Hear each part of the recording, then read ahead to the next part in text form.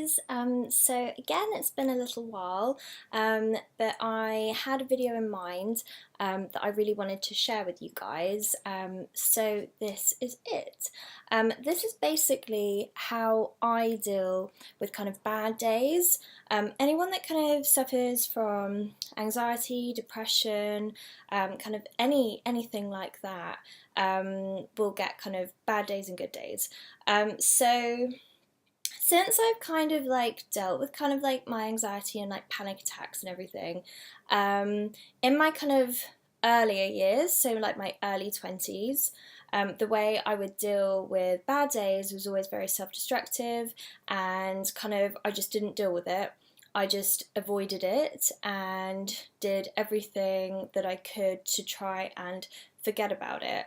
So that I did for a long time. So it's taken me years to get to this stage that I am at now, where I can recognize kind of what's going on in myself. I know that, today's not a really good day, but let's try and do kind of proactive things to kind of get myself kind of out of that like funk, out of that kind of like quite introverted like mindset that I get myself into.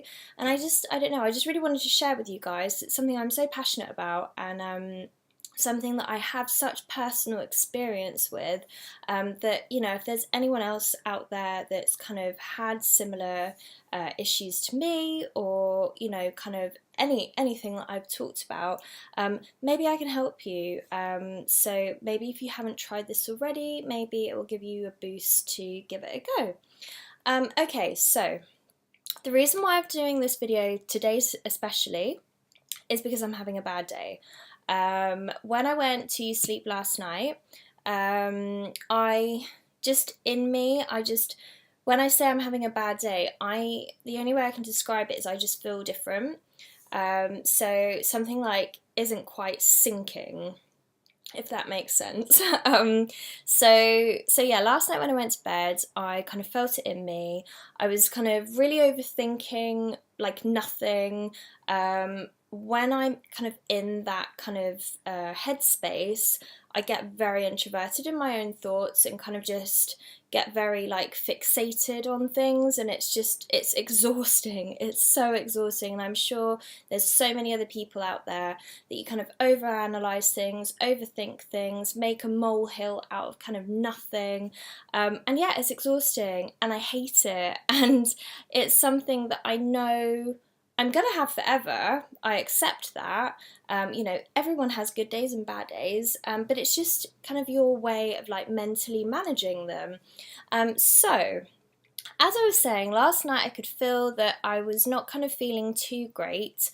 I thought, right, I'll get an early night. Normally, sleep really helps me. If I haven't had enough sleep, if I've had a like sleepless night, it really affects me. So I 100% need my sleep. I'm such a like 8 to 10 hour sleep kind of person. Love sleep.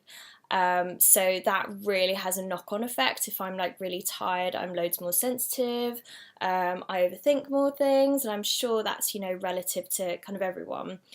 So anyway, last night went to sleep, woke up the next day. I've been having kind of like quite bad dreams all this week, so I kind of knew that like something was coming. I know what has triggered this. So about a week ago, I had like a family personal matter that's been like an on and off thing throughout kind of my whole kind of teenage adult life, and whenever kind of that situation arises again, it kind of triggers something. So I know why I'm feeling like this, so yeah, that makes sense. So anyway, I've been having these very vivid kind of like not very nice dreams all week, so I just felt like this build up of kind of anxiety in me. Woke up this morning, just felt terrible, just really not like just not me. So anyway, did my usual day, went to work, all of that, kind of put my work face on, but inside I really wasn't feeling too good.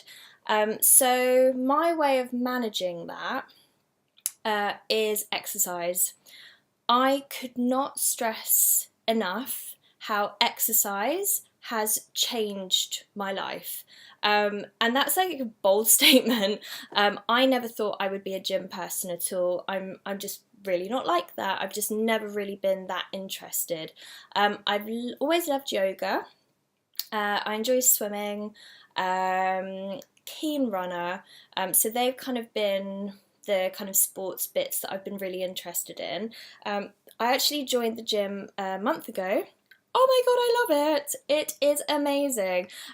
So I would say I kind of do like kind of the basic equipment in there. I'm yet to try kind of all of the gym stuff, but kind of my main thing in there is rowing machine, running machine, the exercise bike, treadmill, those kind of bits. I bloody love a running machine. It's just like the best feeling. I just for me, myself, like if you suffer with anxiety or panic attacks or anything like that and you haven't tried a sport, just try it. Like honestly, I can feel terrible. Like today, I felt terrible. I knew in my head, right, Holly, you need to go on a run. That is going to clear your head. That's going to just kind of just open you up a bit. Went on a run and I felt so much better. I'm not saying that it cures it. It doesn't take it away, but it takes the edge off, and it puts like it you know puts you in a zone of like concentrating and thinking of something completely different for a short space of time quite intensely, and it just puts things into perspective. I get a very similar thing when I draw. So again, if I'm feeling very very anxious, I will start drawing something. I'll do something quite detailed. Because I'm concentrating so much, it's completely taken me away from here, and it's just opened me up, and I'm just, so concentrating on something else. So if there's anything that you really, really enjoy doing, cooking, exercise, drawing, kind of anything that's just an outlet of your personality, like something that you just adore doing, just do it, because honestly, it will just snap you out and kind of get you back into kind of real life, and just not so kind of closed off in yourself. So exercise, I literally, please try it if you haven't, because I promise you it will really kind of boost you.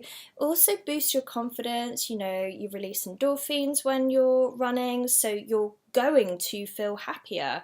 It makes you feel better about yourself. It's given me such a confidence boost. Having had an eating disorder pretty much throughout my 20s, I've always had self-confidence issues, constantly scrutinizing my body and thinking I'm too fat, not thin enough. When I was at uni, there was at one point when I was like a size 6, and back then I still remember my state of mind thinking I was fat. It was ridiculous. It was all in my head. So kind of, exercising and doing stuff that makes you feel better about yourself, it just takes that away. So yeah, I really couldn't recommend that. Also, I've like written a few other bits down. Talk to a friend. As simple as that sounds, if you've got like a best mate that you can talk to about stuff, just talk to them.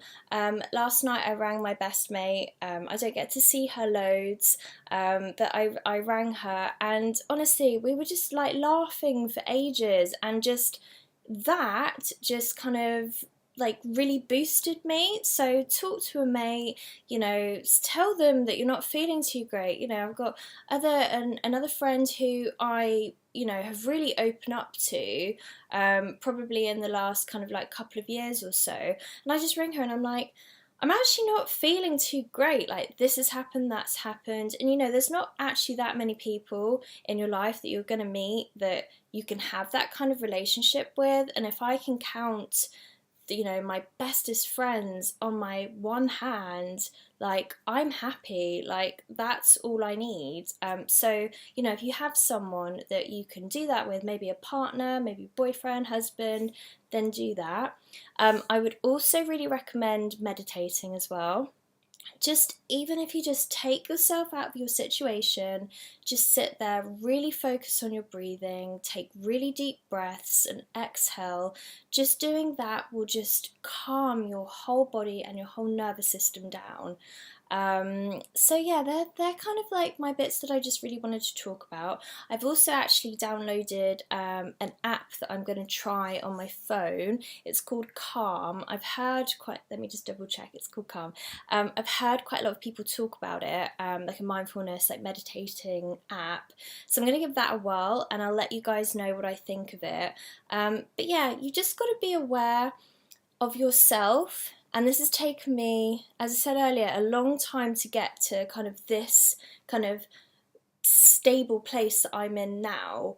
It's taken a lot of work. I've had counselling before, I've had like group therapy before. I told you guys in previous videos, there was a time in my life where I had to take antidepressants. So, I've been through lots of different stages to get to this place now. So, if I can do it, you can do it too. And I just really hope that this has given some, anyone like a teeny tiny bit of help. That would just be great. I'd love to hear kind of any of your comments, any of your suggestions. If you've got anything I haven't said in this video that has really helped you, I'd love to hear it, because that could help me, that could help other people. It's just be aware of yourself and be kind to yourself. One of the first steps of going forward with this is knowing when you're in that kind of state of mind. Like, that's the initial thing that you need to know, and then you can then do kind of self-help things to help you. A lot of the time, if you're completely unaware that you're in that mood, then you're not going to be able to help yourself. So it's recognising those kind of patterns, those feelings and those emotions. So anyway, I hope you're all having had a great weekend, start of the week. I hope this is quite a motivational video. So yeah, I hope you all enjoyed it, and speak to you guys soon.